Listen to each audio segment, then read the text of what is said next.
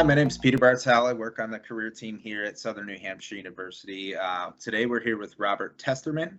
Robert is actually an SNHU alumnus in data analytics. So Robert, thanks so much for joining us. Totally awesome you could make it and share your insight. Robert actually currently works as a data scientist for Deloitte. So we're going to get his insight into some critical thinking here, and I'll dive right into the questions. Robert, can you provide an example of a time where critical thinking skills you developed at SNHU helped you? Yeah, absolutely. So while I was earning my undergraduate, I was working for the Air Force active duty, and I had to put together a database for our current project. Cumulatively, we had about 200 people across 4 different sites across the US who would be using this database. So obviously, since I can't talk to everyone, how do I make sure that the stuff going into the database is accurate and is going to cost me less time to work on? So we actually ended up building a small system to validate the type of data, kick it back if it wasn't exactly what we needed, and we pushed it on to those people to give us what we needed, how we needed it. So in order to do that, we have to consider all the different things that 200 plus people are going to do, people that are going to be after I'm there using the system. So how do we minimize the amount of variance of the data going in?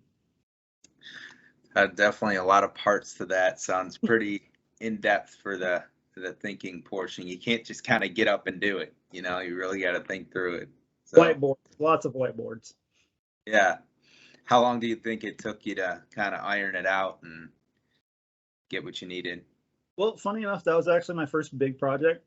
So it took about, I want to say 2 weeks just to get the data structures flat out, things like that. We have to go through a whole bunch of white tape because military.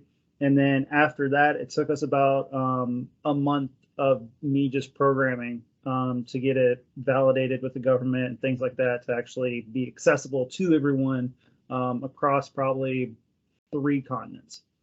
Great. Awesome.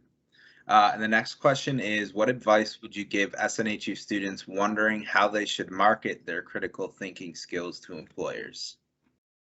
Yeah, so on your resume, honestly, show me that you have considered um, everything possible underneath the sun, or as much as you can. If, for example, if you're building a database and you've shown that you've done that on your resume, I'm going to ask you, did you consider A? Did you consider B? If you haven't, take that to heart. It's not an attack, but just that's something else to think about. Try to think 2, 3 orders of effect down the line. And by doing that, not only are you going to gain knowledge in your subject area, you're also going to learn different things.